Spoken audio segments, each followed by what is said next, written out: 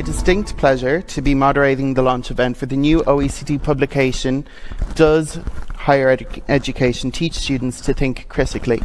Edited by Dirk van Dam and Doris Zanner. Dirk is previously project leader at the OECD.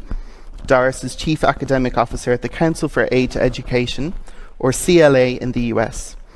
As you will learn in the presentations and discussions to come, this publication explores how a college qualification is not necessarily a guarantee of cultivating skills such as literacy, critical thinking skills, problem solving, analytic reasoning, and communications competency, which, although fundamental, appear to be frightfully lacking in many college graduates today. The work laid out in this report could be considered a continuation of the HALO project at the OECD, which took on the mission of assessing higher education learning outcomes. This undertaking was fraught with heated debate concerning its feasibility, and the OECD could not pursue it further. Nonetheless, interest in the project persisted and was championed by the Council for Aid to Education, which developed the CLA International Assessment. This report compiles data and analysis of this initiative. From the moment I took on the task of producing this publication, I knew we were onto something. It made me think of an assignment I handed in at university, which probably could have been slightly better researched, maybe better formulated with more time to do so.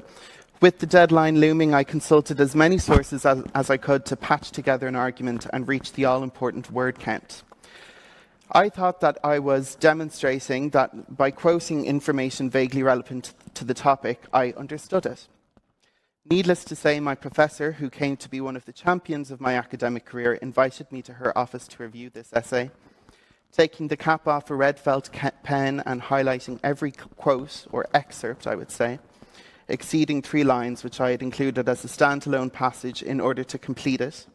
And she told me that this was not demonstrative of critical thinking. It would be interesting to see what I would have scored on the CLA Plus International Assessment both before and after this exchange with my professor. And for this reason, I can confidently say that the report is of great personal interest to me.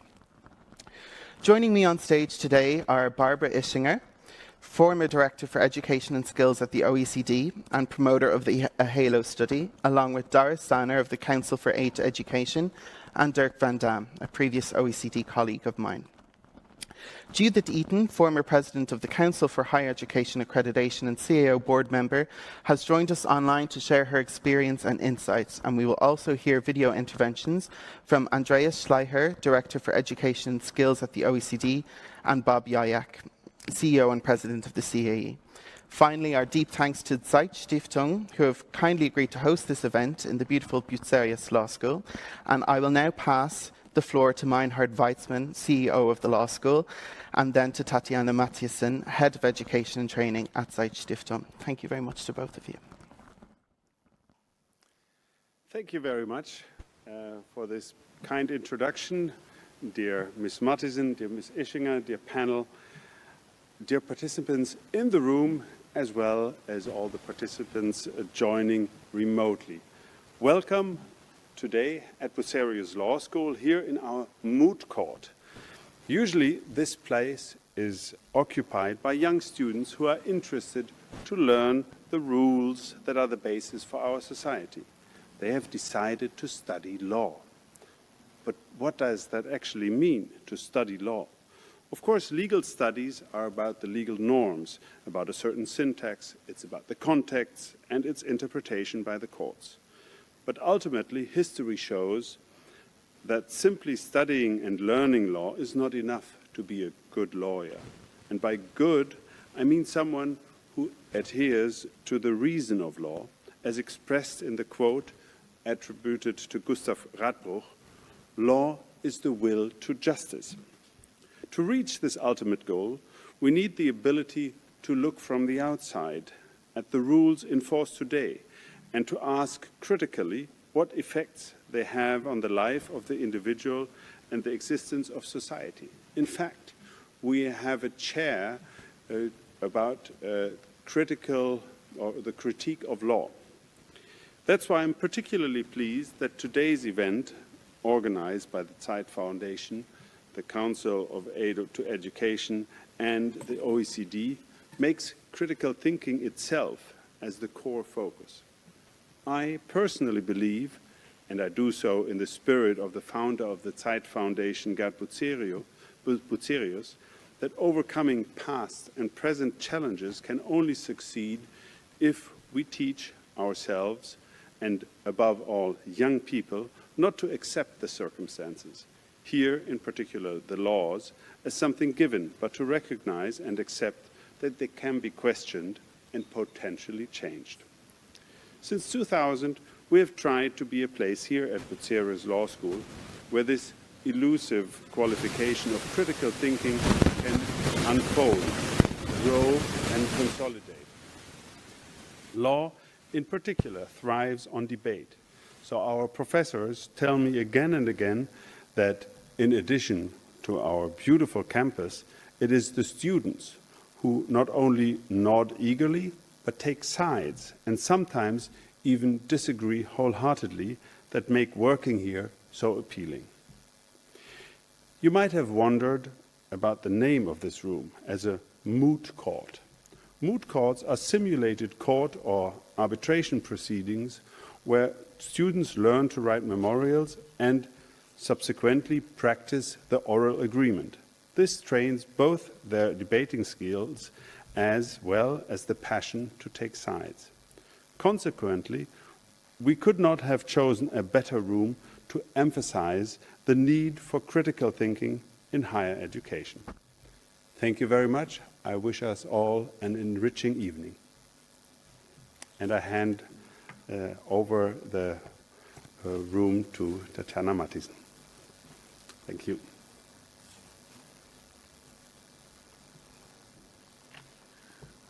Thank you, Meinhard. Hello and welcome to all of you. My name is Tatjana Matthijssen. It's a really great pleasure to welcome you here on behalf of the Zeit Stiftung and to the event here today at the Bucerius Law School in Hamburg. I'm also very excited to send a great Hallo und Willkommen to those who are not able to be here in this beautiful town and to be with us here today. But they are joining us via Zoom, and I do not know where to look to say all the people who are with us today, which I really appreciate very much. Want to say really hello, and I'm very thankful that you are joining us. When Barbara Ischinger invited us a couple of months ago to launch the book together jointly with the OECD and the Council of Aid to Education, the book on Does Higher Education Teach Students to Think Critically, we did not hesitate 1 second. We said, of course, yes, we will do that, because education, be it the primary or secondary or the higher education and the tertiary section, these are all at the heart of our work at the Zeit Stiftung. The Bucerius Law School is the best example of that. And we couldn't have pulled off this event without the hard work and dedication of Dirk van Damme, of my colleague Katrin Wischert. I can tell you, I didn't see this woman anymore the last weeks because she was working so hard in organizing this event, and to the Bucerius event, and to so many others who were really having invested all the power, I wouldn't say, but the efforts to make this event happen today. We find the question that the study poses very intriguing and very interesting. And for me, for example, there are 3 questions which I want to highlight. Are students proficient in the so-called generical skills, critical thinking, problem solving, and written communication when they leave university? Do the qualifications and university degrees keep their promise and enable students to be successful in the labor market and for the workplace tomorrow, in the future? What about the assessment of higher education? Do we need a PISA for academic performance, similar to the assessment of the learning outcomes of 15-year-old students? These 3 questions are only a few, but I'm very much looking forward to all the other questions, to the wonderful and fantastic speakers we have tonight with us, or today with us. And especially my thanks goes to Andreas Schleicher, who will set the stage with his speech, Barbara Ischinger, who will tell us about the long and winding road towards transparency of what can students learn, to Judith Eaton, who will share with us insights into learning outcomes and the quality of higher education, Doris Zahner, who will present the methodology of the assessment of critical thinking, and last but not least, Dirk van Damme, who together with Doris Zahner are the editors of the OECD book and who will present the main findings of the study. I hope that our event will inspire us with a lot of ideas and a lot of discussion and many, many questions, who will be moderated by Stephen Flynn. Thank you very much.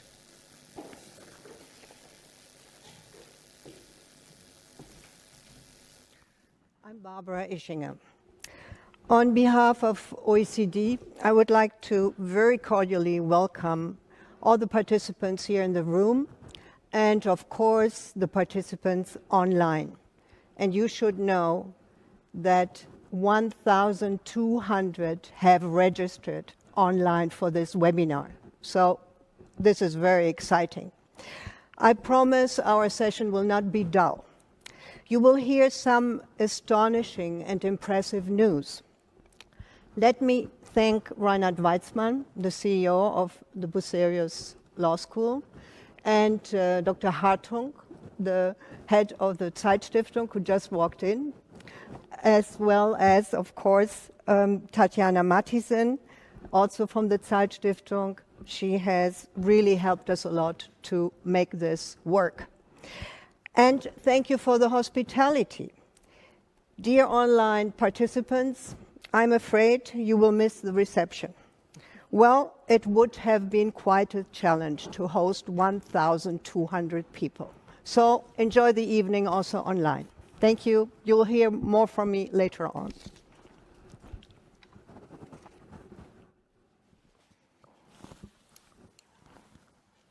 We'll now hear from Judith Eaton. Oh, sorry, Bob Yayak, the video from Bob Yayak. Thank you very much. You guys hear me okay? We cannot hear you, Bob. Can you hear me? One moment. Could you go again? Sure. Yeah. Can you hear me now? Mm-hmm. Great. Well, hello, everyone. Guten Tag, guten Abend. So I'm Bob Yayak.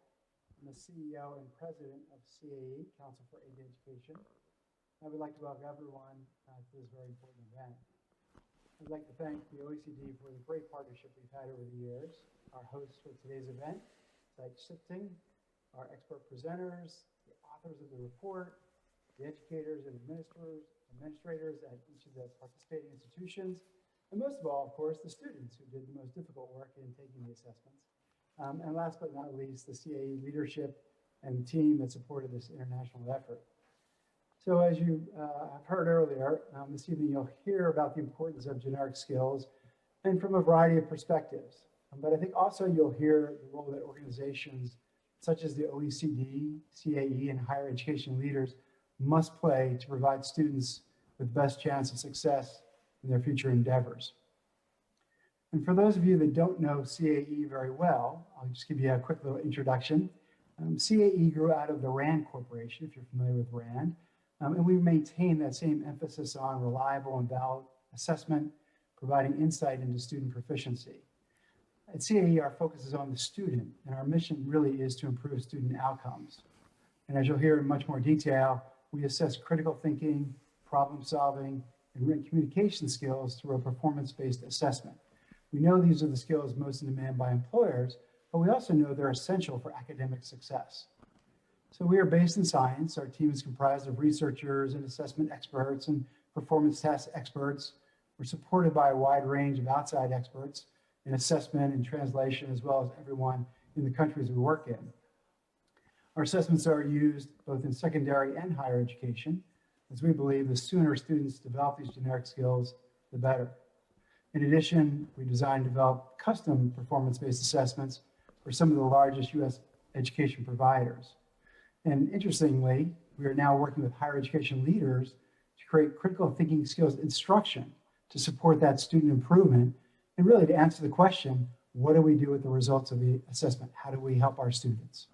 So we're very excited about this book launch today to share our research and insight and to continue our efforts to help higher education institutions improve student outcomes. So thank you very much for joining, and I'm sure you will enjoy today's program. Thank you very much, Bob.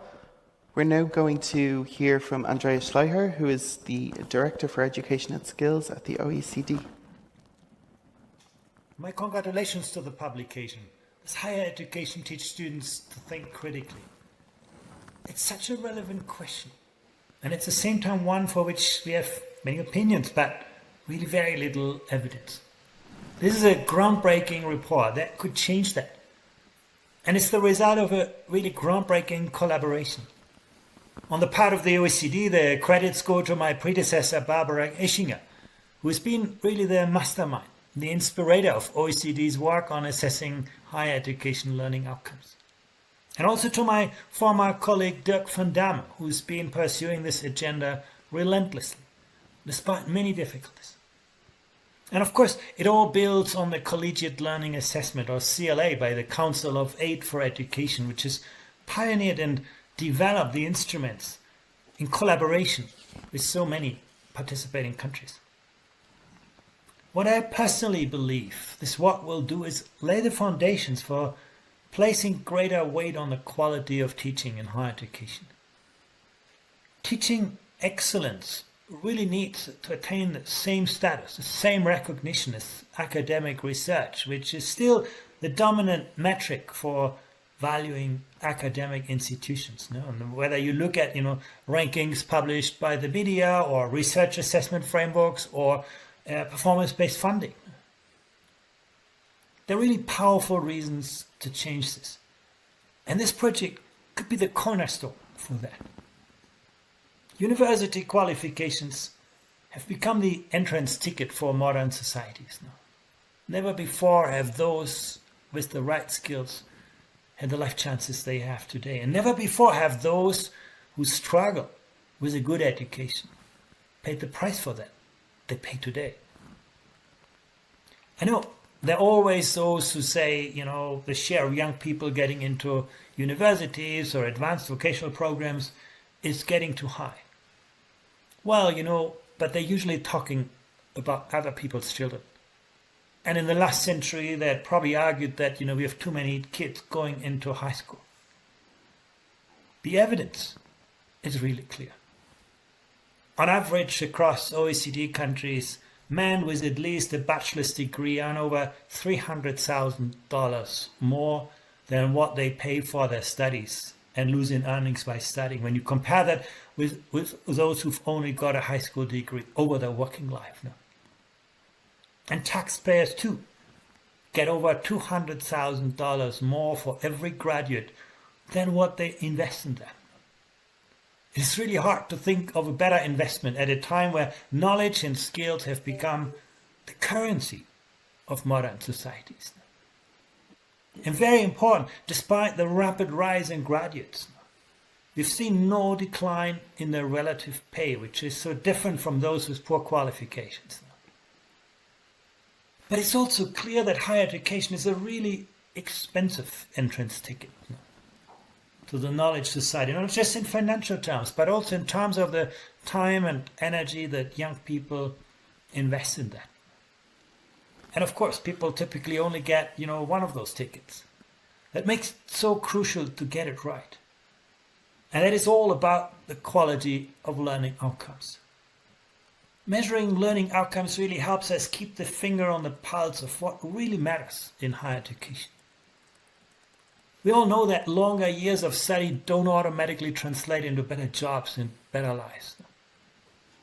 There's this toxic coexistence of unemployed university graduates on our streets while employers say we cannot find the people with the skills we need. Having robust metrics on the quality of learning outcomes helps us ensure that the right mix of knowledge and skills is delivered in effective and equitable and efficient ways. And the value of teaching as a key differentiator is only bound to rise as digitalization keeps pushing the unbundling of educational content, delivery, accreditation in higher education. Content, in the digital age, anything you call your proprietary knowledge today is going to be a commodity available to anyone tomorrow. The pandemic has just amplified the trend. Accreditation, accreditation still gives universities enormous power, but just think a few years ahead, what is micro-credentialing going to do to this? Or think of the rapidly improving capacity of employers to see through the degrees of people to what knowledge and skills they actually have.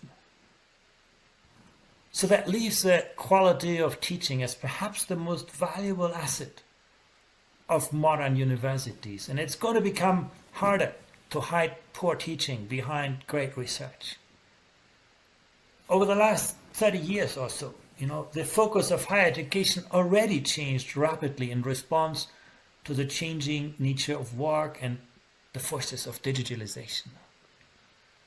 Digitalization is connecting people, cities, countries, continents in ways that have vastly increased our individual and our collective potential. Any of us can now change the world for better or worse. And together we can address the world's biggest challenges. But digitalization has also made the world more complex, more volatile, more uncertain. Digitalization can be incredibly democratizing. Now, we can connect and collaborate with anyone. But digitalization can also concentrate incredible powers. Think about the Amazons, the Googles these days. Digitalization can be incredibly particularizing. The smallest voice can be heard everywhere. But it can also be incredibly homogenizing, squashing individual differences, cultural uniqueness. Digitalization can be incredibly empowering. Think about the new entrepreneurs and startups, right here in Hamburg. But it can also be incredibly disempowering when we become the slaves of algorithms we no longer understand. All that is driving amazing changes in the demand for skills. And what's losing most rapidly in value are routine cognitive skills. Memorizing something and expecting that's going to help you later in life. The dilemma for faculty today is that the kind of things that are easiest to teach and maybe easiest to test are precisely the kind of things that are easiest to digitize, to automate, to outsource. And we live in a world in which virality seems often privileged over the quality, in the distribution of information and knowledge. In this post-truth climate in which we now find ourselves, assertions that feel right but that have no basis in fact become often accepted as fact. Algorithms that sort us into groups of like-minded individuals create social media echo chambers that amplify our own views and often leave us insulated from opposing arguments that could alter our beliefs. And these virtual bubbles homogenize opinions and polarize our societies, and they can have a significant and also adverse effect on our democratic processes. The scarcity of attention but an abundance of information. We're living in this digital bazaar where anything that isn't built for the network age is cracking apart under its pressures. And all that makes it so critical that critical thinking is being at the center of our attention. And also the other dimensions which the CLA Plus assesses are so important. Add to this the priority of universities to induct not just a small minority into research capabilities, but nowadays to educate up to half of our populations with advanced knowledge and skills. And that's what you see in the rapid expansion of higher education and the establishment of more diverse types of institutions throughout the globe. There are now close to 20,000 higher education institutions offering at least a postgraduate degree in 180 countries. And that historic shift has been accompanied by changes in funding regimes. The rising costs of higher education are increasingly borne by the students themselves. So it follows that students are becoming also more discriminating consumers. And in making choices between universities, they're placing greater weight on securing valuable future employment.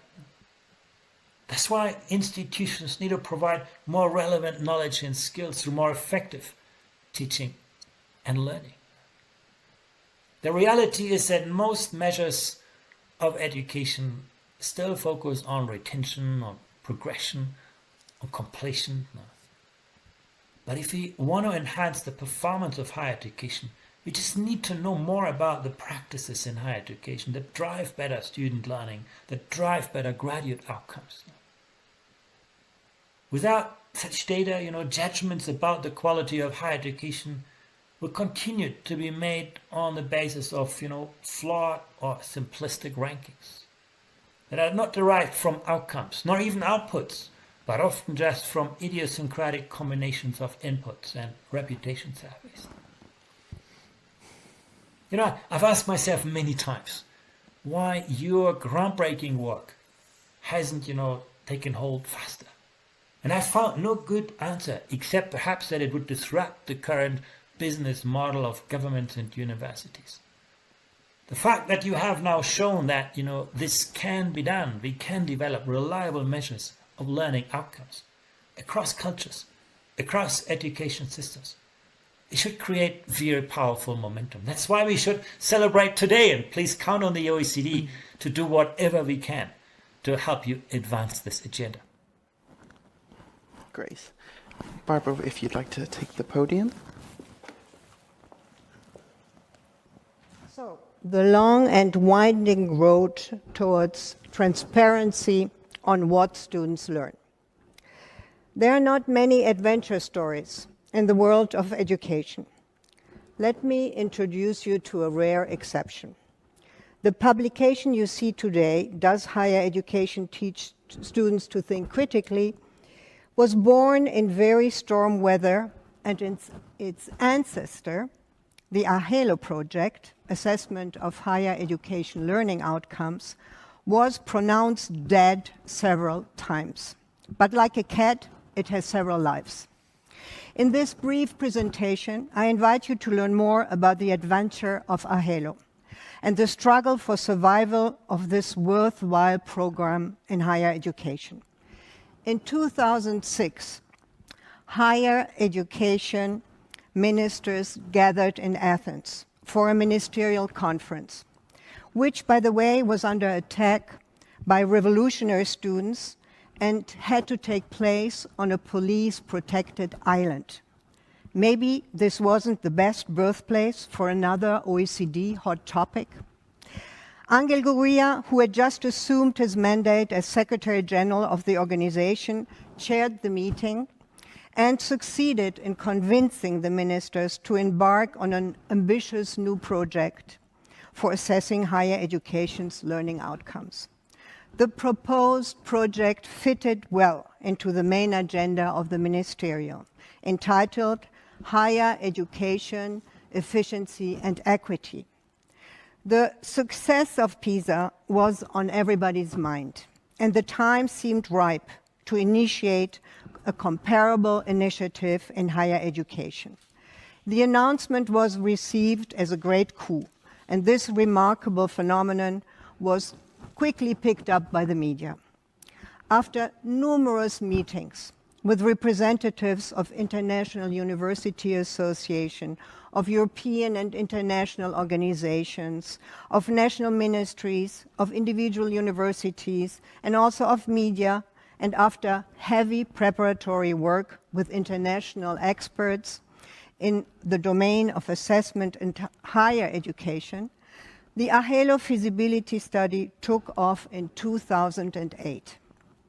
I should add here that the preceding session of the Education Policy Committee at the OECD Secretariat felt like it was taking place on top of a volcano. From the very beginning, AHELO had enthusiastic supporters as well as strong opponents.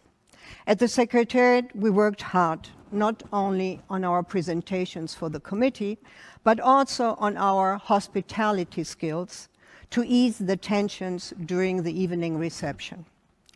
The principal objective of AHELO was to provide data to governments, institutions, and students on the knowledge and the abilities acquired by the end of a student's first bachelor-level degree. Such data was supposed to serve multiple purposes. One, to allow governments to evaluate the quality of their tertiary human capital among the higher education cohorts internationally. Two, to enable institutions to compare and to benchmark the learning outcomes of their students against international standards in order to improve the quality of teaching and learning. And three, to empower students to weigh their learned skills against the distribution of learning outcomes in their own institution and country and against international standards. The feasibility study was designed to explore how learning outcomes could be measured internationally, providing actual data on the quality of learning and its relevance to the labor market. And the results should be comparable internationally, regardless of language and cultural background. The implementation of the test was a large-scale exercise with the participation of a total of 248 higher education institutions in 17 countries from different regions of the globe. Among those were the United States, the Netherlands, Norway, Egypt, Japan, and others, not Germany. The instruments were administered to almost 4,900 faculty members and 23,000 students, all of them near the end of their bachelor's degree. The OECD worked with a consortium of world experts and international teams in the participating countries. The feasibility study analyzed discipline-specific skills in economics and civil engineering and generic skills common to all students, such as critical thinking, analytical reasoning, problem solving, and written communication. From the very beginning, the AHELO project was received with a considerable degree of suspicion. Governments were in constant fear that AHELO data would be used for ranking purposes or as a basis to reallocate funds. The study, therefore, had two major constraints: permanent financial challenges and an inadequate timeline. Nevertheless, the teams worked against all odds. At this point, I would like to thank Karine Tremblay from the OECD, who devoted all her efforts for several years to the AHELO project. Under her leadership, the first volume of the feasibility study, entitled Design and Implementation, was published in 2012, followed by Volume 2, Data Analysis and National Experiences, in 2013, and finally by Volume 3 in the same year, entitled Value-Added Measurements and the Conference Proceedings. Despite all the difficulties, the Technical Advisory Board of AHELO, the TAC, composed of international experts, handed down a positive judgment.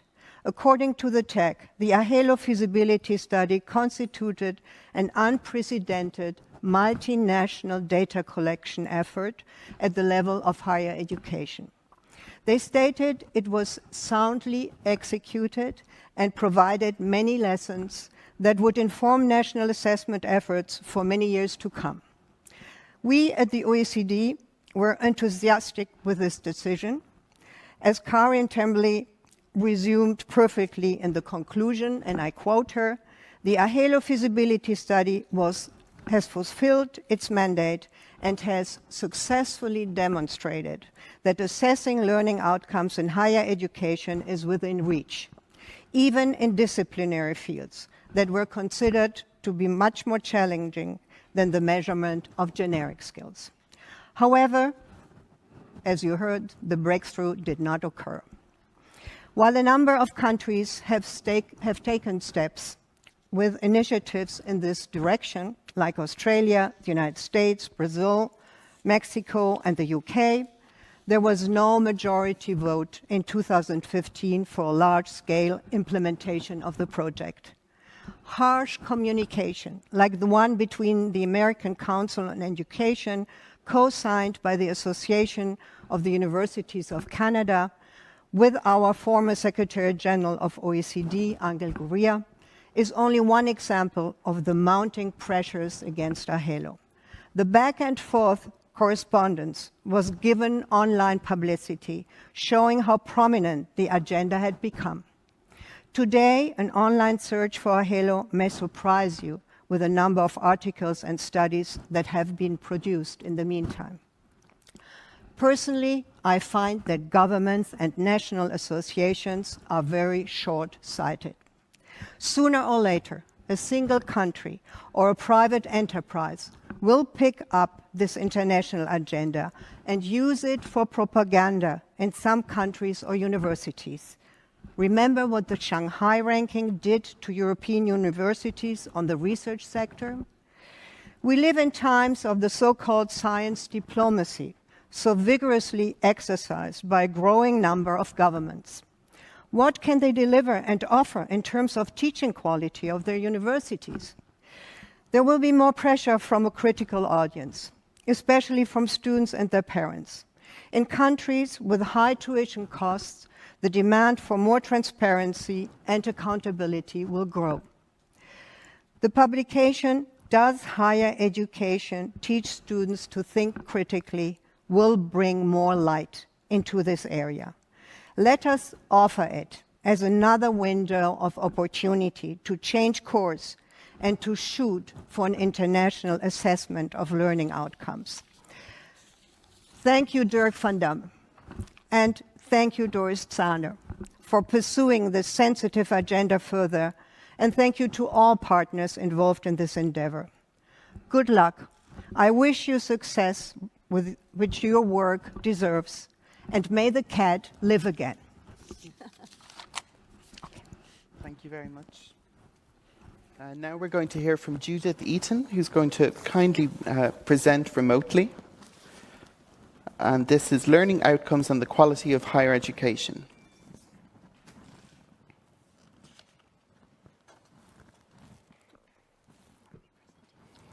Good afternoon, good evening, and thank you for including me in this important undertaking. My congratulations to Dirk, to Doris, to the Council for Aid to Education, to OECD.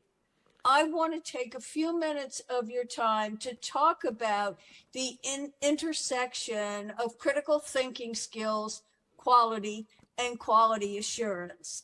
And to my colleagues in the quality assurance community, a number of whom are participating in this event, I'm offering a challenge. Full disclosure, I have long been a proponent of the CLA going back to its inception here in the United States. I have long supported the HALO effort and hoped that it would find some way to continue. And I particularly promoted both of these in the United States. Why? Because from my perspective, we all need examination of and reliable evidence of critical thinking skills from our students. So 3 points for you to consider. First, effective education for critical thinking skills is essential. It's not optional. You've already heard this. It is vital to students, our society, and our future. And second, quality assurance, with some exceptions, is not making evidence of these skills a top priority, at least in most places. Quality assurance community has talked about this a lot, but that is different from making it a priority. And my third point is, with or without quality assurance, this work will ultimately move forward. I agree with Andreas and I agree with Barbara. So a bit more about each of these points. The centrality of effective education for critical thinking skills. We all know that we are struggling mightily with this in a number of countries. We're not happy with the results. We have too little information. I know that this is so in the United States. We have compelling evidence to that effect. And we also know from too many employers that too many students cannot function effectively even after they've earned a degree. And the amount of information evidence that we have for this point is staggering in a number of instances. About quality assurance and not making evidence of these skills a priority, let's think for a moment. It may sound implausible today, but quality assurance was not initially created to hold institutions accountable for critical thinking skill development. Quality assurance at its inception was about how to examine institutions, how they operate, what they had in resources, and whether that operation and those resources enabled that institution to operate at a quality level. An extraordinarily important effort still underway in many, many countries, but I submit no longer enough.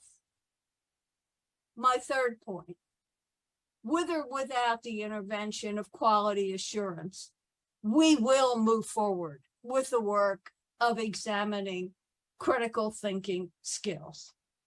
This research, this latest effort, is an example of the persistent importance of doing so.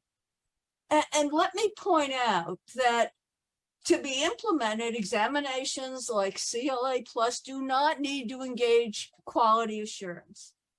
Institutions can do this on their own, and there is enormous demand, growing enormous demand for this. Employers have not backed off of their demands for evidence of these skills. Governments more and more are intense in their assertion that they want evidence of these skills from college graduates.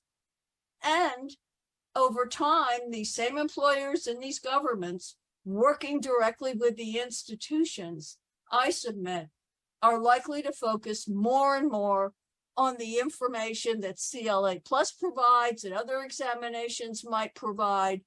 And over time, this information may become more important than the reputation of an institution or its degrees or even its accredited status.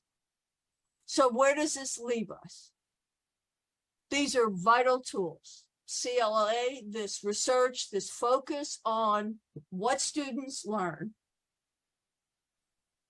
We will all benefit from quality assurance going forward, more robustly engaging this examination, and absent some additional action and engagement by the national and international quality assurance bodies, the international quality assurance community, quality assurance can indeed be left behind as this move forward.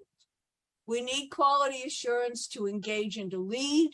We need CLA Plus. We need this kind of work, this publication. These are essential to our future.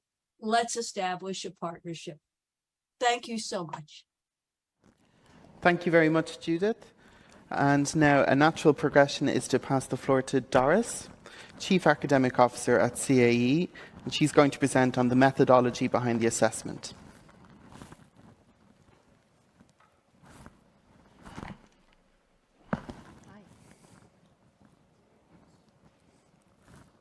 Are there slides?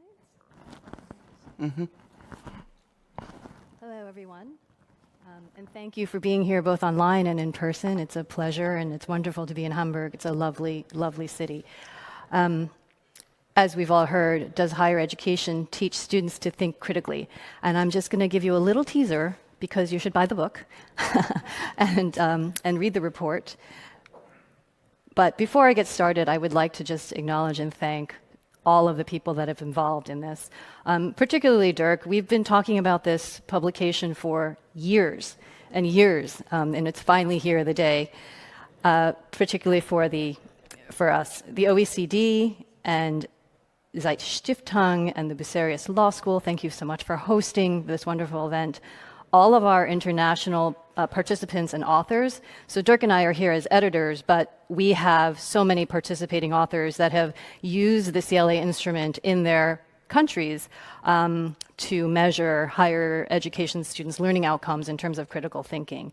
And of course, Capstan, who has done so much with us in terms of translating and adapting the assessment. Without them, we would not have been able to administer this assessment in all the various countries. And of course, last but not least, my colleagues at CAE, both present and past, and in particular, my co-author, Olivia Cordellini, who is here with me today in Hamburg, and Tess Dauber and Kelly Rotholtz. We are all authors on this wonderful publication. So, as Bob mentioned earlier on, if you don't already know about CAE, we are a nonprofit organization based out of New York, and our mission is to improve the learning outcomes of students' skills. We were originally part of the RAND Corporation and became independent in 2005. Our expertise is in performance-based assessments, and we have the assessment, the Collegiate Learning Assessment, which focuses on critical thinking and written communication. And through this instrument, we've assessed over 800,000 students in 1,300 institutions worldwide.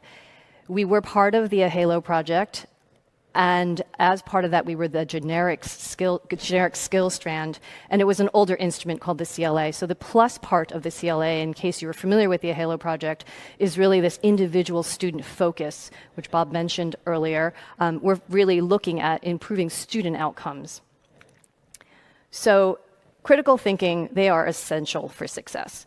We know that these are very important for both academic as well as career outcomes.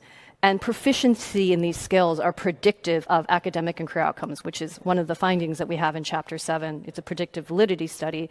And yet, these skills are rarely explicitly taught in higher education, nor are they reported on transcripts. So you will not see a university transcript with grades with a critical thinking skill. And this is where the skills gap comes in, because employers are looking for students, in addition to having content knowledge, also to have higher order skills, generic skills. And so there's a gap in the student proficiency. In our data in the United States, 60% of the students entering higher education are not proficient in these skills as measured by CLA. And by the time they graduate in 4 to 6 years, 44% of them are still not proficient, which is a very, very troubling number, because we think and we hope that higher education does help improve these skills, and it does, but perhaps not to the extent that it could. So, predictive validity, we know that these skills are predictive, and in a study that my colleague Jeff Steedle and I, who was also part of the AHALO project, did back in 2012, we showed that CLA was predictive of higher cumulative university GPA upon graduation.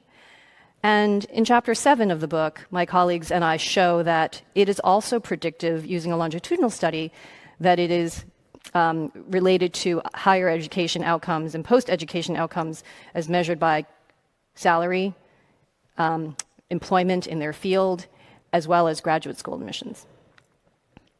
So what does the CLA instrument actually measure? Because we've been talking about it for, 45 minutes now, and we're thinking about critical thinking. Specifically, critical thinking is such a large domain, and we can't possibly measure everything under the critical thinking umbrella. So we're looking very specifically at critical thinking under data literacy, which is really about can they read and interpret quantitative numbers, critical reading and evaluation, and critiquing an argument.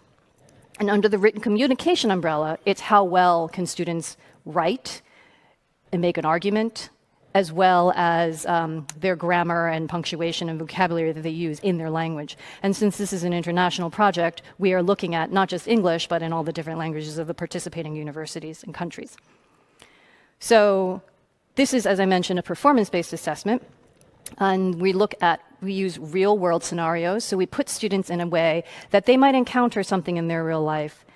We ask them to recommend a solution, And what's very unique about the assessment is that similar to real life, there is no single correct answer. Let's say that they have a problem where they have to come up with a solution or a recommendation, and there's choice A and choice B. They can pick either one. What we're measuring is how they justify and use evidence that they're given in order to basically support their decision. And either decision could be correct. Or there is really no decision that is 100% correct, is another way to put it, just like real life. CLA has a 60-minute performance task, so that's the section where they're reading the scenario and writing. And then there's a 30-minute selective response question, which are multiple choice items that are aligned to the same construct under the critical thinking umbrella. And we did this is the plus piece, as I mentioned before, to have the individual student reliability so that we could issue reports to individual students to show them that they have these skills or they need to improve these skills. We also worked with Capstan extensively to do the translation and adaptation of the assessment into all these different languages. Translating an assessment is not just a matter of taking words from one language and finding the equivalent in another. There are cultural contexts, et cetera, that need to be really considered, and Capstan is the expert, and we've been working with them for over a decade on all of our assessments. So thank you. Musab, I think you signed up for this, so thank you. And then cognitive labs, of course, to make sure that the construct is equivalent across various countries, scorer training, to make sure that the scoring is equivalent and is consistent and reliable, and psychometrics with my team at CAE to run the analyses, scoring and reporting, which Olivia is the head of within CAE, and then of course these mastery levels, which we talk about proficiency. So, as I mentioned before, preview, this is a little slide from the translation study, which is chapter 4. So what we did was we worked with our colleagues in Finland, and we took the open-ended responses from the CLA that were in Finnish and had them, Capstan actually did this for us, translated into English, and we stuck those English translations and adaptations into the scoring queue so that our American English scorers didn't know which papers were the Finnish papers, and they scored them. And then the English papers that were from American students, we took a sample of them and gave them to our Finnish scorers. And since the Finnish scorers were all proficient in English already, they scored these American student responses using the same scale. And we looked to see if there was equivalency across countries in both translation A. So in sample A, everything was in English. And then in sample B, we took the Finnish and we translated it to English. And as you can see from the table, we had a very high correlation between both pairs of scorers within the study. There were about 20 papers for each set. And the overall mean scores for the papers for US and Finland scorers were comparable. They were not statistically significantly different. So this is really important because it demonstrates the feasibility of administering an open-ended performance-based assessment internationally. Next one is a predictive validity study from chapter 7, and this is where we show that the CLA is predictive or is associated with outcomes in post-college or post-university outcomes as measured by salary and in full-time employment, employment in general, or admissions into graduate school. We looked at other variables within the model, including entering academic ability. So this data actually come from the United States only. Entering academic ability at the time, which were measured from SAT and ACT, which are college entrance exams, Barron's Selectivity Index, which is how competitive the university is for entrance, fields of study, so what majors the students had, their gender, their parental level of education, which was a proxy for us for socioeconomic status, and then finally race and ethnicity. And we found that it is indeed predictive of these outcomes. So we wanted to be able to show this in chapter 7 because we want to show validity of the instrument. And then finally in chapter 10, this is the United States. So in part 2 of the manuscript, we look at individual countries. I'm sorry, it's part 3. Part 3 looks at the individual country and participants, and United States is one of many chapters in that section. And we see that there are learning gains between entering students and exiting students within the United States. So that is evidenced in the table figure on the left, which shows our total CLA scores. for entering and exiting. As you can see, there is growth on average between the students. And then also in the proficiency or mastery levels, which is the figure on the right, as the students, if you go from left to right, from emerging through advanced, you do see that there are more students in the graduating column, which is the yellow, than in the gray column in the accomplished and advanced sections, which is what we would like to see, improvement in these skills over time. And finally, what we do in terms of how institutions and ministries can use these reports, we're very much student-focused. So we can use reports to help identify country institutional-wide mastery of these skills. We can help evaluate how students compare to their peers. So even within an institution, you can see maybe certain programs need to have more interventions, or maybe certain programs are doing great, or STEM majors, are good at the critical thinking but need help in written communication. So there are ways in you can use the data to have very refined improvements. Measures of quality, as Judith mentioned, and then of course to inform professional learning needs for hiring once they graduate. It's a way that they can showcase, students can showcase that they have these skills since they aren't reported on transcripts. And then for the faculty, they can use these reports to help students build their critical thinking skills and actually use this in the classroom. And finally, with students, it's very valuable for them to help them gain their own and take ownership of their own learning to improve their skills.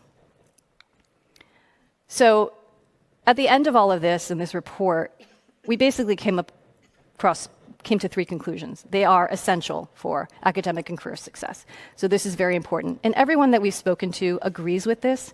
It's just a matter of how do you implement it. And there's been a lot of resistance, as everyone here has said, to how to implement this. It's impossible. But we've actually demonstrated that it is quite possible.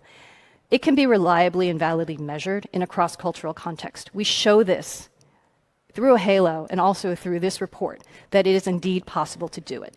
And then finally, these are skills that are associated with better outcomes. So don't we want all these students to actually be critical thinkers so that they can contribute to their workforce and to society in a meaningful way? So it is an essential component of higher education and its best practice, and we're hoping that we have opportunities to speak with more people about this work. And lastly, I just wanted to have one more thing. This is a slide that actually shows a model in practice. So we have a very large university, public university within the United States called the Texas A&M University.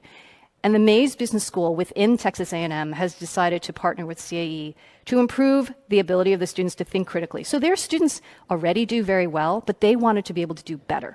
And so what they did was they assessed all 1,100 entering students in their first, I would say, second week of time in the university. So they're brand new students, and brand new students are much more agreeable with doing things that they're told than the exiting students. So they took the assessment, and then we use the reports to help them identify and improve their skills. So there is a curriculum piece that is associated with this. They applied their skills in the classroom and they were looked to improve it. And at the end of their time within the university, they were assessed again and given a credential. So you see that there is a feasible model to do this and a way to improve it. And there is curriculum that can be used specifically either within a classroom, within context of the subject, or outside of the classroom and generic skills format to do just a workshop or curriculum reform. And that's it. Thank you very much. Thanks, Doris. And now we'll pass the floor to Dirk.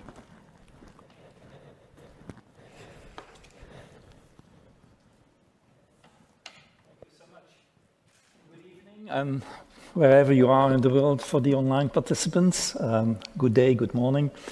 I'm very pleased to be here at the end of a very long journey. And I want to thank a couple of people before I start the presentation and be sure that's the final presentation. First of all, Doris. It has been such an experience, and it's with a little bit of pain that I see this journey now coming to an end. So many times that I traveled to New York, or that you came to Paris to meet and to work on the manuscript, Of course, I want to thank the authors and our colleagues in countries who have spent so much time and energy on this and who were also very patient with all the editorial work that needed to be done. I want to thank CAE. I want to thank Andreas, who has continued to support this, even if, and I'm a bit hesitant to say, we did this work without any mandate, without any money, without any support officially, but with strong support from the leadership at the Educational Skills Directorate, Andreas, and before Andreas, Barbara, who has been, of course, the first believer and the instigator of this work. Okay, let me focus on a couple of general findings of the study. I won't take long on the rationale why we did it, because Barbara, Judith, Andreas have already mentioned a lot of things, but I do believe that the issues that have been mentioned become more pressing. They are not going away.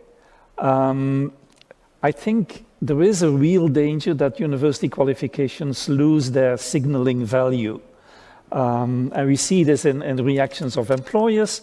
We see that many international organizations and corporations are now saying, well, we don't ask anymore whether an applicant for a position has a university degree because it doesn't say anything. We will just test them ourselves.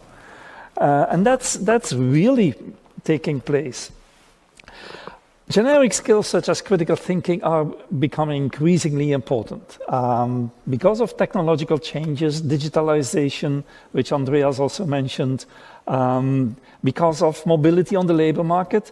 Close to 50% of our labor force in Europe is working in a job for which he or she has not studied. So it is the generic component of what people bring from university into the working life, which is becoming much more important. So the disconnect between qualifications, what they value, what they signal, and the skills that are awarded in the workplace, that's becoming a real risk for higher education.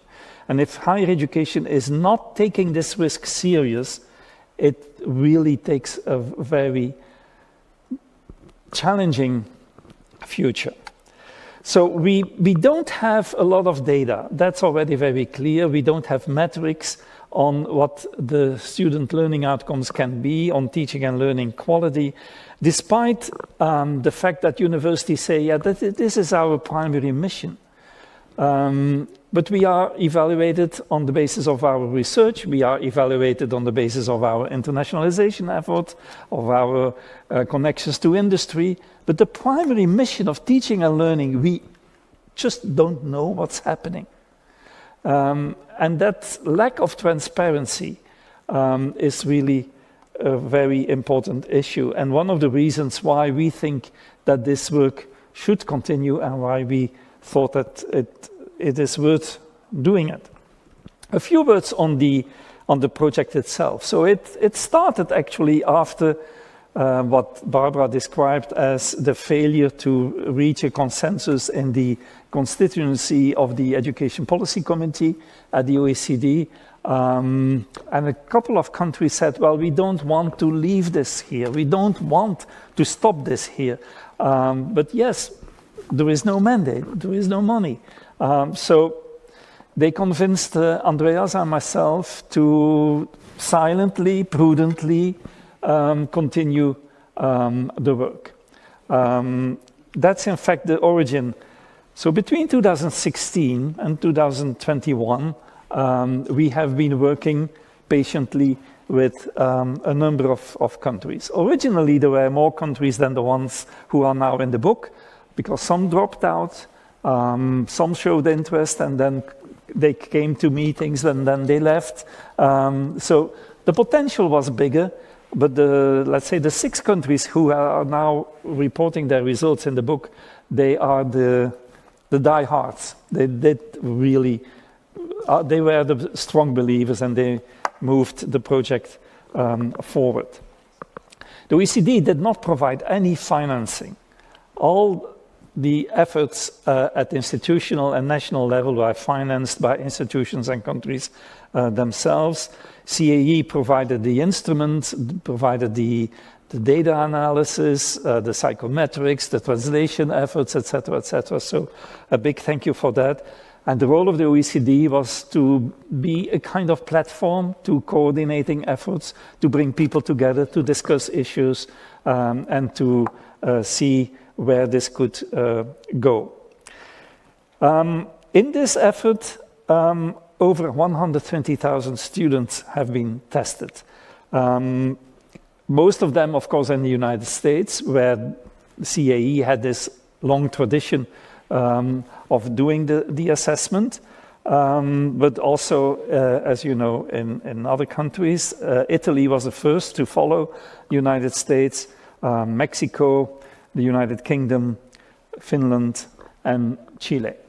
So a very interesting global distribution, very different countries, very different higher education systems, which created a lot of challenges, which Doris mentioned, in translating and making sure that the instrument is behaving in the same way in cultural different contexts, etc. So you see the numbers of students tested in these 6 years.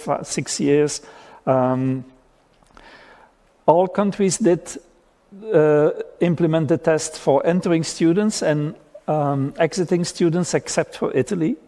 So when we look at learning gain, we don't have data for Italy.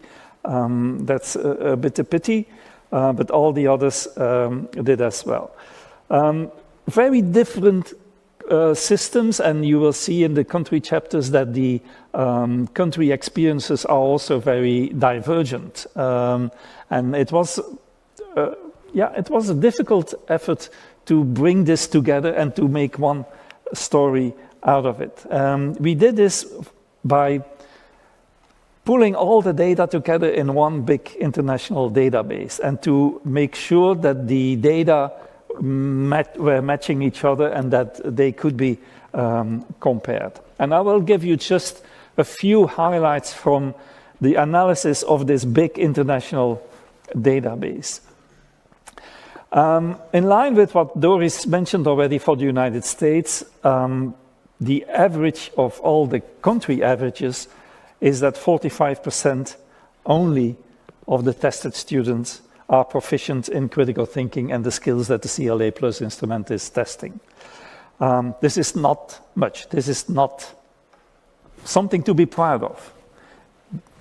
If we say to the economy and to society and to the labor market, only not even half of our students at universities are proficient in critical thinking, this is not a very beautiful message to bring. But there are enormous differences between countries. There is an enormous difference in the minima and maxima that you see in the table here. But even more problematic, I found, is that the number of students, or the percentage of students at the highest level of proficiency, is so low. And if you look at the definitions of the mastery levels, that's not extraordinary. You would expect an academically trained person to be proficient at that level. But we speak about 1.7% on average.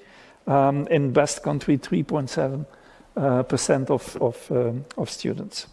And in contrast, 1 in 5, but again with differences, in one country even 41%, are behaving at the lowest proficiency level. Let me focus then on learning gain, which means comparing the results of entering and exiting students. So entering first year students, exiting in the final year of the first degree, which is in most countries a bachelor degree, but can be a 3-year degree or a 4-year degree. So what's the difference between the proficiency level when they come in and when they leave? That's actually the question that we ask with regard to learning gain. And on average, again, the result is is a bit problematic. Only 2.7 percentage points difference between those two cohorts. It's not this longitudinal. It's not the same students that we test in the entering and then exiting. And so it's comparing two cohorts of students.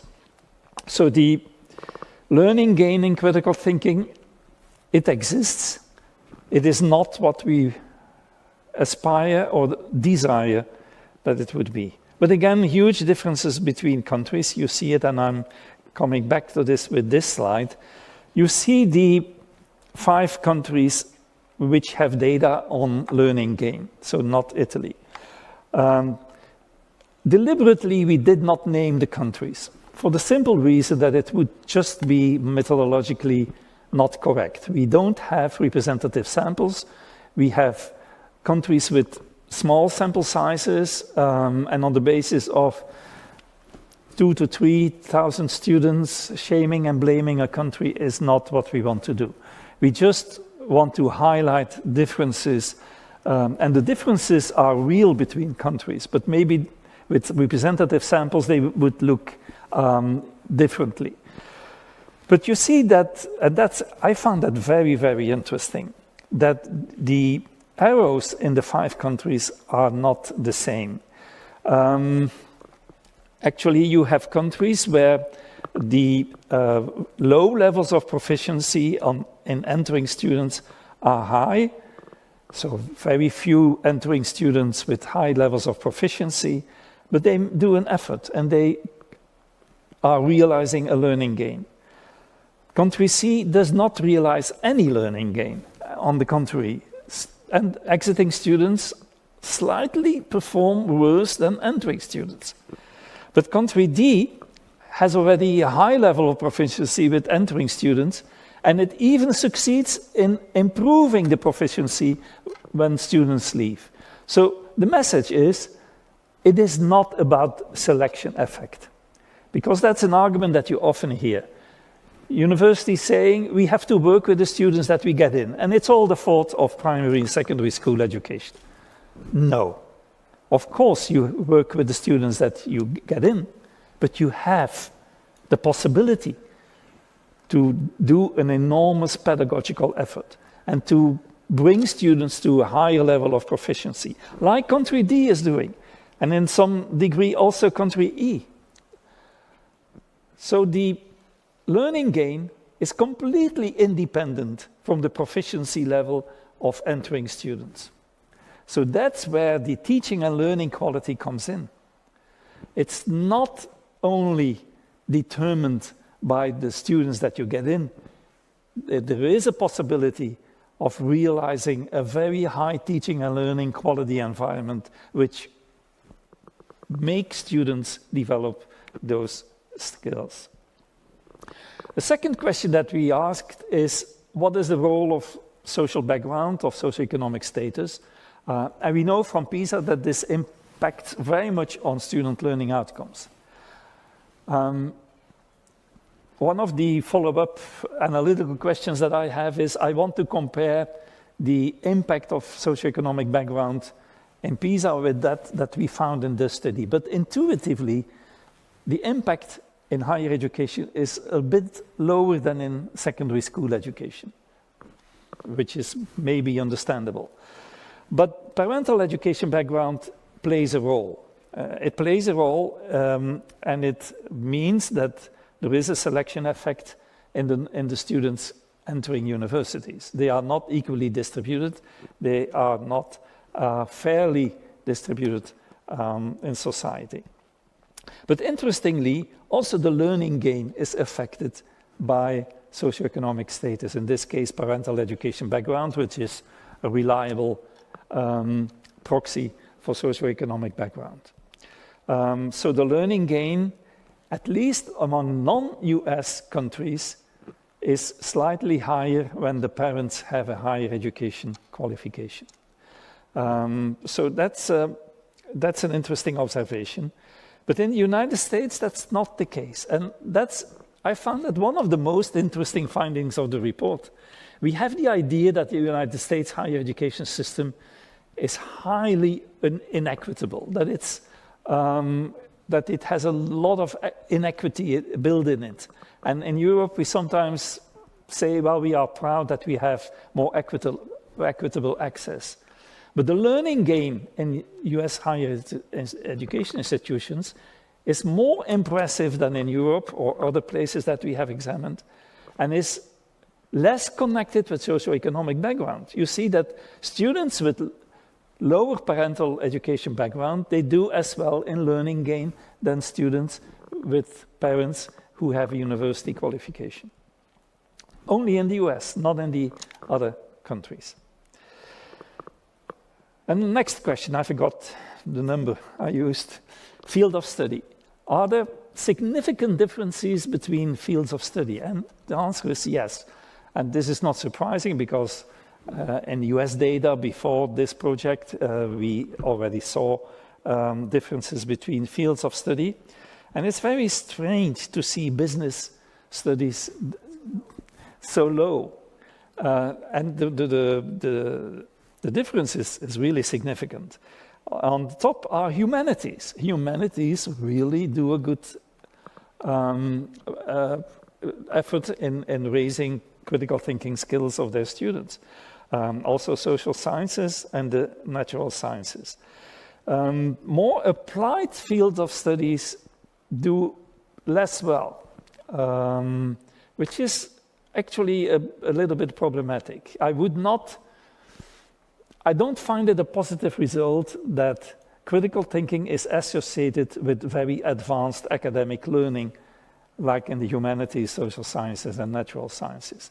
Critical thinking should also be part of the professional skills of applied programs.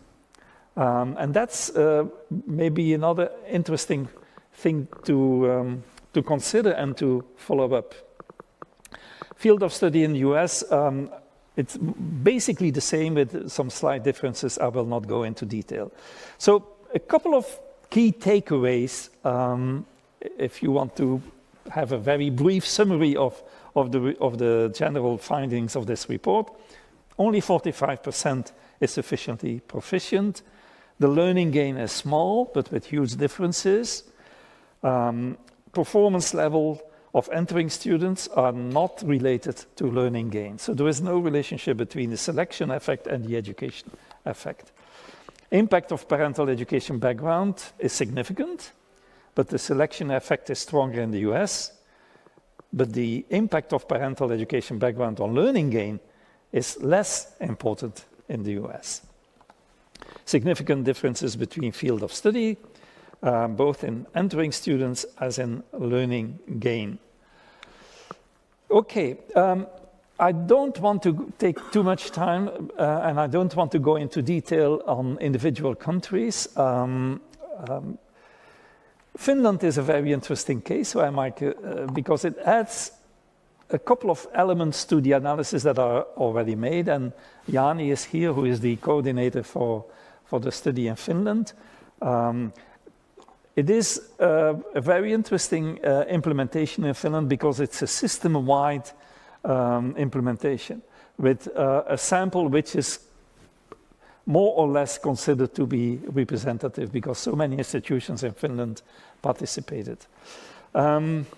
You see some elements that I already mentioned, so the difference between, in this language, initial stage and the final stage of the bachelor degree. But what is very impressive here, and it's in line with what I said a minute ago about fields of study, is the huge difference between university students and students in universities of applied sciences, the Fachhochschule in Germany.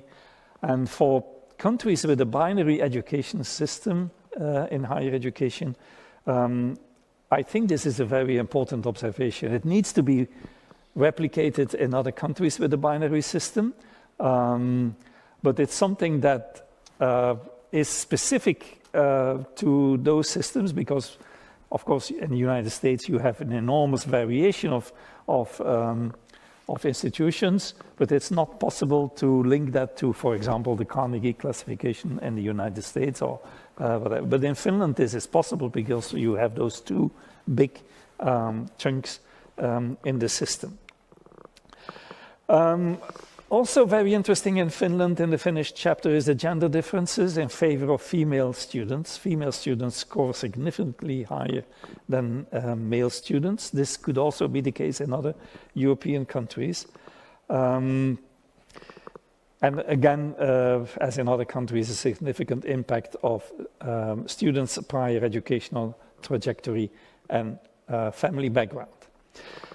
England is also an interesting case because there the implementation of CLA Plus was part of a government initiative, the Teaching Excellence Framework, and it was actually meant to be a diagnostic tool for institutional improvement, not so much for accountability reasons or quality assurance reasons, but for institutional improvement. And I think the chapter describes very well how institutions can use the CLA Plus to improve their teaching and learning. And Mexico is also a very interesting case, but because there it's implemented in a huge university system, the system of the University of Guadalajara, which is about 100,000 of students in many, many campuses. What is unique there is that University of Guadalajara is using the CLA Plus as one of the formal assessment tools for students at graduation. So it takes a formal place in the university career of students. But what is also striking in Mexico is the enormous impact of poverty of students and of geographical disadvantages, because those campuses are located in so many different areas. So the power of geography plays here in Mexico. Okay, I will finalize.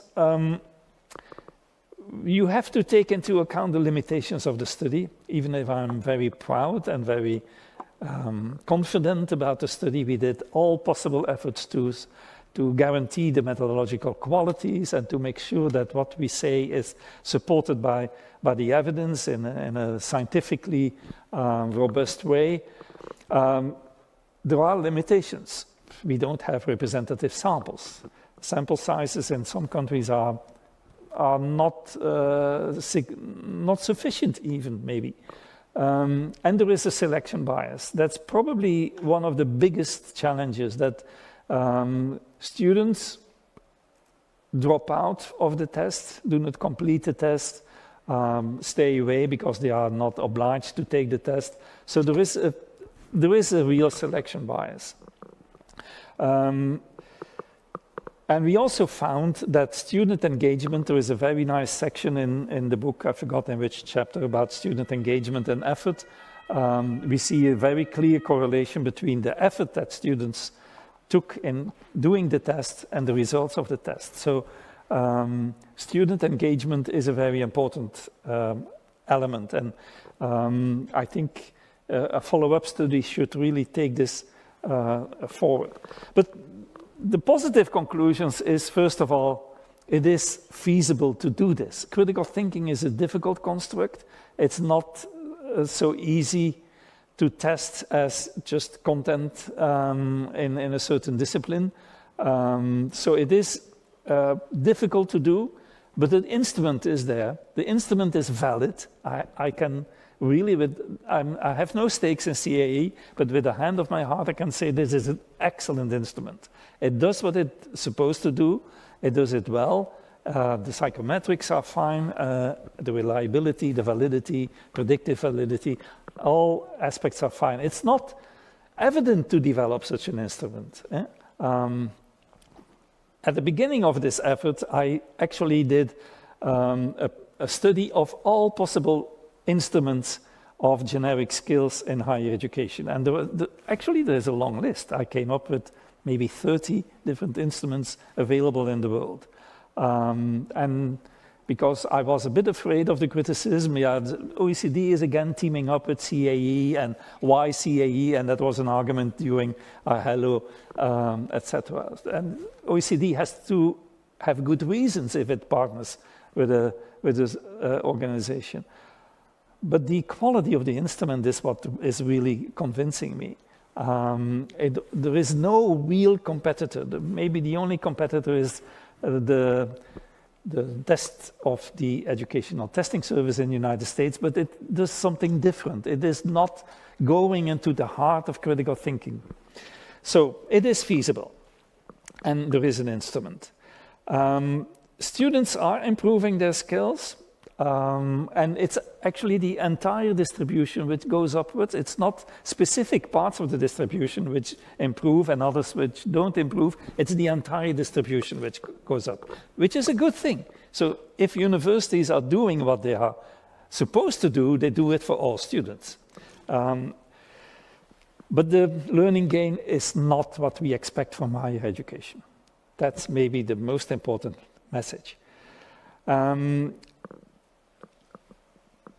I actually already mentioned this, the contrast between the impact of family background on the selection of students at the entrance of higher education and on learning gains. So the relationship between selection and education, which is a very intriguing theme also in the report. Political context is very important. All countries have mentioned this in their chapter. If there is political support to do this, both at the national governmental level and at the institutional level, it is a success. You can do it. If there is no support, it is very, very difficult to do. And we have seen this, of course, in the history of Ahello as well. As in PISA, and Germany is, of course, an excellent place to say this with the PISA shock, but assessment drives the reform agenda in education. The reform of higher education, updating it, improving it, modernizing it to the needs of the 21st century will only be possible if there is a reliable assessment. That's a fact of life. You can have all kinds of ideas and political visions about higher education.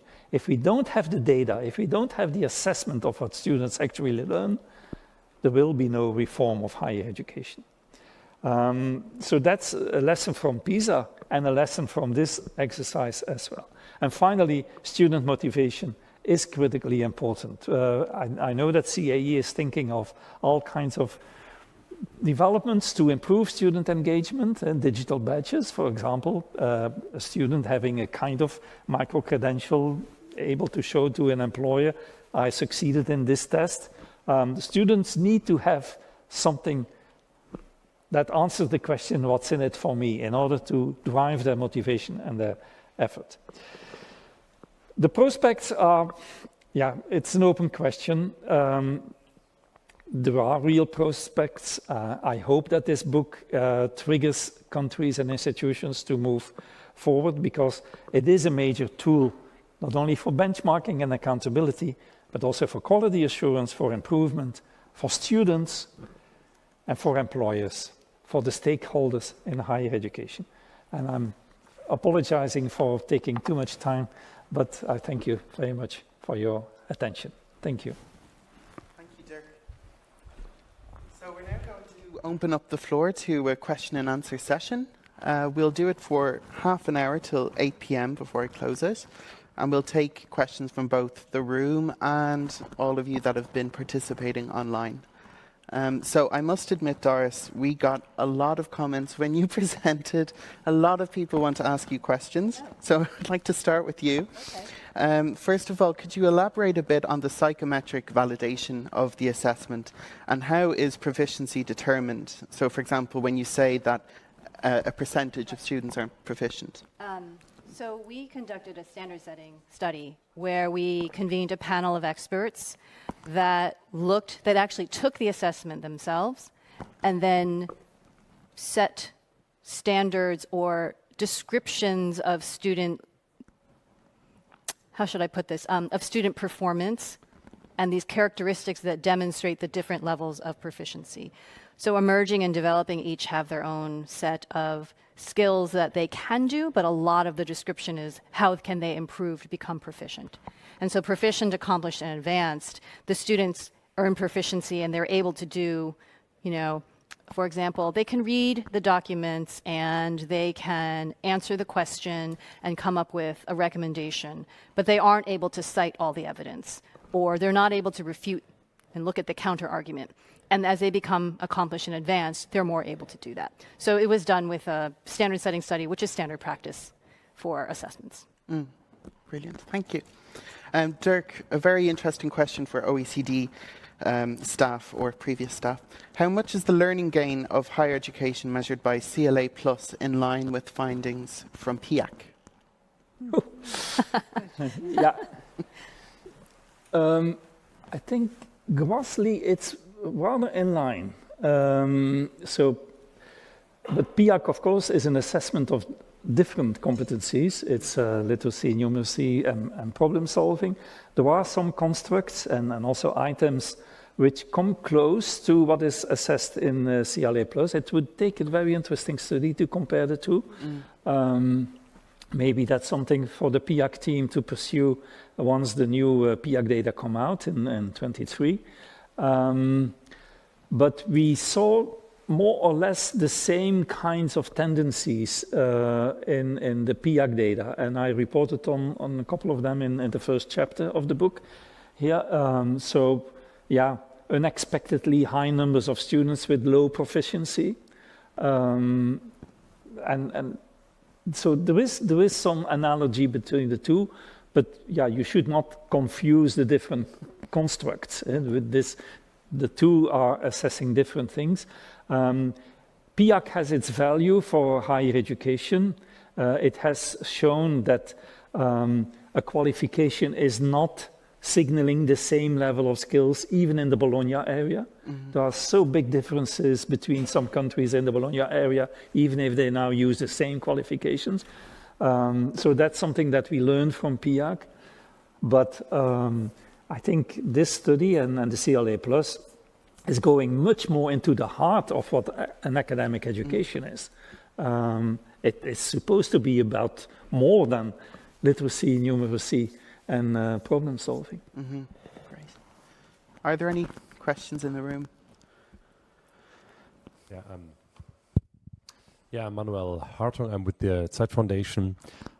So let's try to transform that intriguing results into the practice of universities. So let's imagine you'd consult university leaders, let's say here at Bucerius Law School or at the University of Hamburg close by. What would be your recommendations how to reshape the curricula or reform the teaching agenda, the teaching style you have? So what's your 5-point program all universities leaders should put into practice? Yeah, that's a truly excellent question. There are some hints in the book. And also, for example, the last slide that Doris showed shows that as an institution or as a program designer or a program director, you can really integrate elements of critical thinking explicitly in the curriculum. I personally think that it goes, and I have been a university professor for many years myself. I have seen things evolve in my own university, my own faculty. Critical thinking is something different than moving to testing regimes, which we know are now dominant in universities. The writing academic papers is not always seen as a valid assessment tool for students. So I think there are real possibilities. We did not explicitly talk about this in the book, but there are definitely possibilities to improve the teaching and learning environment and the assessment culture in universities in such a way that they make those skills more transparent and that they incite students to develop those skills. Maybe, Doris, if you have... Sure. Great question. The model that I talked about in the last slide was really just one example of a way in which an institution can implement improvement in critical thinking. It's basically assessing all the students as they come in. So assessment I think in many places is seen as a negative because it's a test, and especially if you're an outside organization coming into an institution and giving a test. Faculty in many cases are very resistant to it, but if you can get them to see the utility of getting the information about their students' skills as they enter, and then having some kind of program to help them improve, and getting the faculty on board to see this as everybody wants to improve their students' knowledge and skills. Most faculty do it within their content area. So, for example, I'm an instructor, a professor in statistics, and I teach statistics to applied science and social science students. And I use this model of integrating critical thinking into the course, giving them cases rather than having them fill out multiple choice tests as a midterm exam, for example, or to do something similar for a final. I give them real data. So giving them experiences and having them be performanced and integrating critical thinking into the classroom. And then at the end, if you want to look at quality assurance or student learning gains, assessing students as they exit to see how much they've actually improved. And Texas A&M is doing this, and it's going to be a longitudinal project where we follow them over the 4 years of time. But it's one model. It's not the only model, of course. Barbara, did you want to follow up? Yes, I wanted to just remind you what Andreas Schleicher also said. It's not teaching and learning just information, because that you can do a search and you find information very easily. But it's really to solve problems, to think critically about a case study. And I'm sure the Bucerius Law School will also have case studies in order to make students participate in solving a problem and to think critically about who is who is really the good guy and the bad guy, right? Well, and for PIAC, I would also like to give an additional information for those who are not familiar with the program. It's the adult assessment, and it just followed PISA. And it had also some very revolutionary findings. And in Germany, we were also very shocked by the really low base of skills in the digital sector. So we were thinking at some point in the past, couldn't we use PIAC actually for the assessment of higher education learning outcomes? But the bridges were too difficult and the partners were different. But I think it would be great if some of these findings could also be combined to your new results. Thank you, Barbara. I actually want to ask you another question. Well, it starts off as a comment. Don't universities cater to demand, the latter of which are money and growth biased to please investors? Is there not a conflict of interest in assessing critical thinking? Well, I think universities can do better than that. And they can also convince employers how they go about it. And it's the transparency that really matters, how they use these instruments. And I think that can be done and that can be bridged. Yes. Tatiana? Thank you. I was wondering, when I studied in the United States, I was asked to provide the university with language proficiency, the TOEFL test, and also the GRE. And I asked myself if this is not an entrance for a GRE for critical thinking, for assessing right at the beginning, in the middle, and at the end. So university, as you said, Doris, they can do that by themselves. Great question, Tatiana. We actually looked into using CLA as an entrance assessment. And in the United States, at least, the two other college entrance exams are the SAT. The two college entrance exams are predominantly SAT and ACT. And there is no market for that because it's a barrier. From the discussions that we had with admissions officers, it's a barrier to entrance. It's another barrier to entrance into university. And the model that we came up with was the students are already having to overcome these things to reach the university. And once they're there, that's when you can measure them in terms of where they are, where they start from, and where you can get them. So as you see in the data, as Dirk was showing, there is a huge opportunity for learning gain.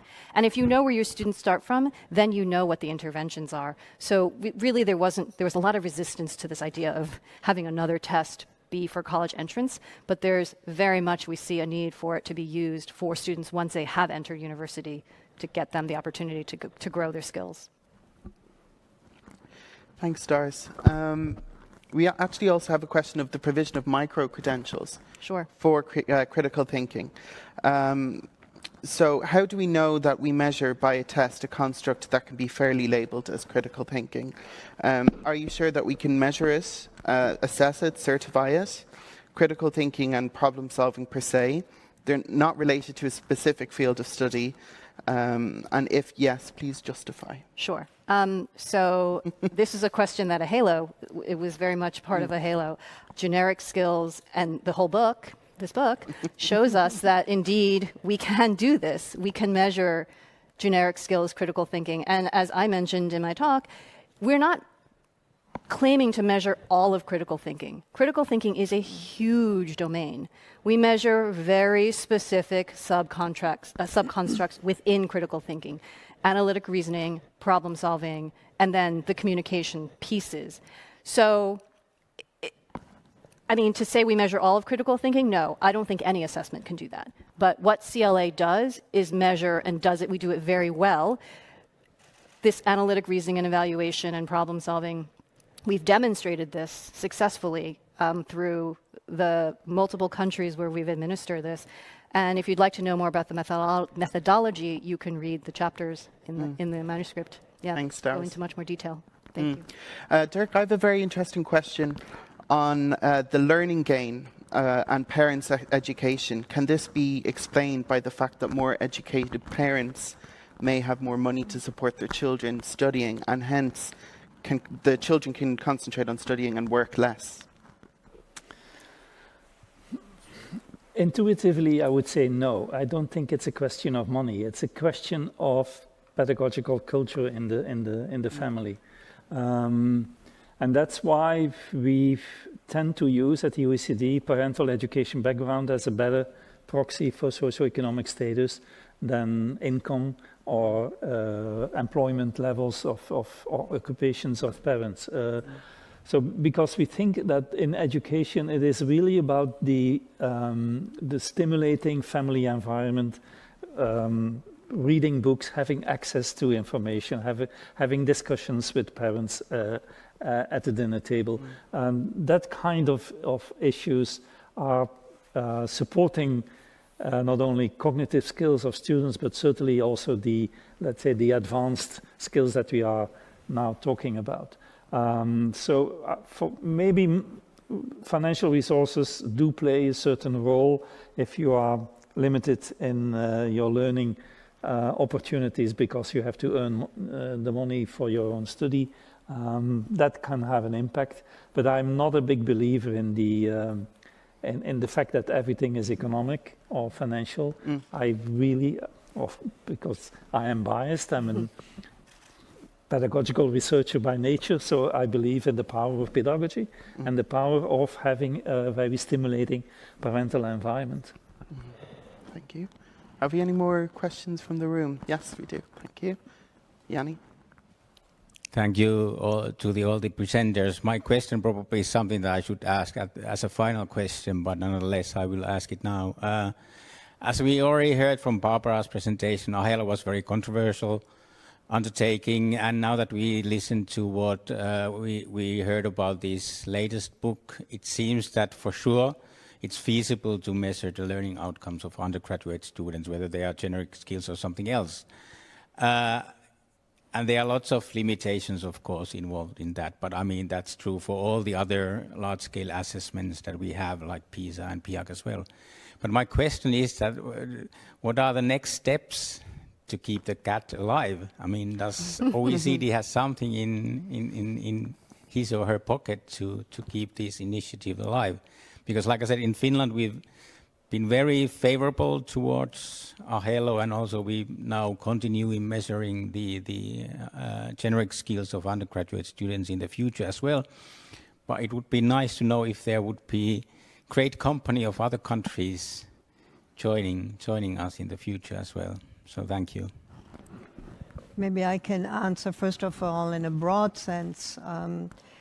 The experience is countries need to really be motivated, and they're the ones who express their interest. So we can only hope that also media will pick up now these findings.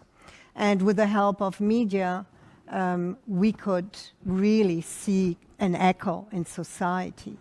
And then there will be a mounting pressure for more transparency in this system. And we have to hope that there will be a reaction and that government will feel now it's time. Halo apparently was still too early, but I think we're now in a more mature world of transparency and accountability, and where also the clients, the students, are very much aware of what they should really get for the price they pay. So I hope it will be solved. I fully agree with Barbara. I just would like to add one important voice, that's the voice of employers. I really wish that employers become more vocal about higher education. If you speak to employers and corporations, international, national companies and firms, they are all criticizing universities in silent conversations. And they are not willing to express that publicly. But they say the students we get, they have marvelous degrees and they don't have the skills that we need in the workplace, in the 21st century workplace, with digitalization and with the transformation of all kinds of processes. We need different people, and we don't get them from universities. That's a rhetoric that I hear again and again and again when I meet with those people. And I think it's very important that they raise their voice in the national debate about education, and certainly higher education also in the international debate. Doris, I have a question for you, or maybe Judith, if she's still online. I'm not sure. Do we know if Judith is... Oh, I think I see Judith. Yes. Yes. Hi, Judith. Do your results correlate at all with the cum laude awards at many academic institutions, or with the Pi Bet Kappa-related awards at the supposed higher end of the academic performance scale, using grades as a foundation? I can say that grade point average is correlated positively with CLA plus scores. CAE does not collect information on these other credentials. So we don't know. Individual universities themselves may have that research, but we don't have that. And I don't know if Judith has more of a high-level view of this. Thanks, Doris. No, Doris, I don't. One thing that could be done, but I'm not sure how valuable it would be, is to take a look at least in the US, the accredited status of the institution vis-a-vis the results you have. And when you look at that accredited status, these days you get information about any concerns or particular strengths of a college or university. And I don't know whether any correlation would emerge from that. It might be interesting to look at, and I certainly don't know about any causation. I can say, though, that we do collect Barron's Selectivity Index within the United States, which looks at how difficult or challenging it is to enter into a college or a university. And in the data that we have, and this is not reported in the book at all, this is just separate research that CAE has done, although there are correlations between the average scores and the selectivity of an institution, the learning gains is not necessarily correlated. So you can enter in a less competitive university and still have very large gains and exit and graduate with accomplished or advanced even. We've seen this mastery levels. Great, thanks, Doris. Barbara, I have a question for you, and then I'll pass the floor then to Doris. It's more of a comment. Someone says, would it then be better to measure these presented generic skills in a future Halo This person says that it seems more realistic and relevant than trying to measure the disciplinary skills and knowledge. So what would your opinions be on that on a future iteration? I think that would be a good way forward. And as we have seen, even the generic skills could be reflected in different disciplines. And that already shed some light also on the possibility to either raise it more or to interfere or whatever. So I think it would be a great way forward. Olivia Tess and I actually have a paper on this that we presented, was it this year? That was April, huh? Yeah, wow, that seems like a long time ago. We presented this paper which looked at whether the assessment itself was measuring truly generic skills. So we looked at fields of study and the performance task topic that we were giving to students. And the operational forms of the assessment itself does not show an interaction between field of study and the form of the assessment that they're giving, which is indicative of the fact that we are measuring these generic critical thinking skills outside of domain knowledge. Now, we do find, and as consistent with the book, that there are differences in average scores of CLA by field of study, but the assessment itself does not interact with that. Right. Great, thank you. I'll leave this one out for anyone to answer. It's quite broad. What do we know about critical thinking and its relationship to other personality traits? That's a difficult one. So the assessment of what we call in the OECD social emotional skills is only starting. I also supervised the report which was published last year, which is the first international study on the assessment of social emotional skills. And we used the big five, so about conscientiousness, openness, introversion, etc., etc. And we did it with 10-year-old and 15-year-old. It's a very interesting study, but to jump from that study to critical thinking in higher education is a too big leap to do it. It is quite possible that certain generic skills in higher education have a link with personality traits or social emotional skills. That I would not exclude that, but it's premature to say anything meaningful about it. Thank you. So just in terms of then the different types of students that we would have in higher education, we have a few questions regarding that as well. One is what is the significant impact of STEM on STEM subjects on critical thinking? What came out of the report on that? Those students in that field do tend to do better than students in the implied. I mean, we don't know if it's self-selection into the field or if it's the curriculum itself, but we do see effects for fields of study. Okay. So then as a follow-up to that, Doris, humanities and social sciences, they're said to be doing well in critical thinking. Correct. But these genres are not very popular in job markets.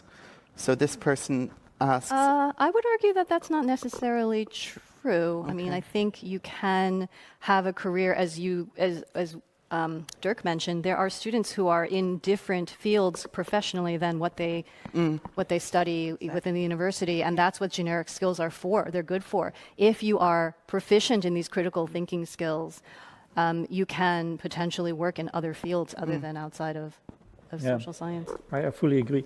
I would not like to buy dinner for all philosophy graduates entering computer sciences. I personally think that the humanities are in a process of revival after many years that they have been a little bit in the corner because of utilitarian tendencies at universities, the emphasis on STEM, etc., etc.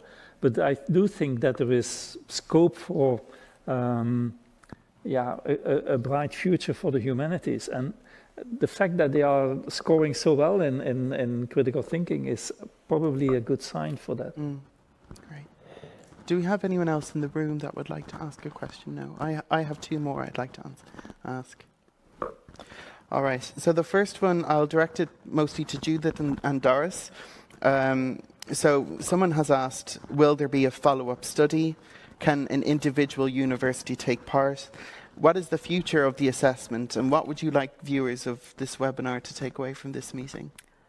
Great questions. So yes, any individual university can absolutely participate in any level. If you want to look for institutional learning gain, for quality assurance, we absolutely have that available. If you want to do the model like I mentioned, where you're assessing your entering students, that's available. The instrument is very flexible, so I think my contact information is somewhere. So please reach out, and I'm happy to send papers, etc. And the assessment itself is continuing, and we have participating institutions globally, mostly within the United States, but internationally as well. Great. I'd like to wrap it up, because we're getting close to dinner time, with a sort of a dinner party question. I think it's unfair for us to make the title of this publication a question without actually asking all of you your sound bit. Does higher education teach students to think critically? Who goes first? The answer is yes, but yes, but not sufficient. I agree. I think yes, and we can do better. Yes, more efforts have to be made, and let's hope that this study will be a wake-up call. Yeah.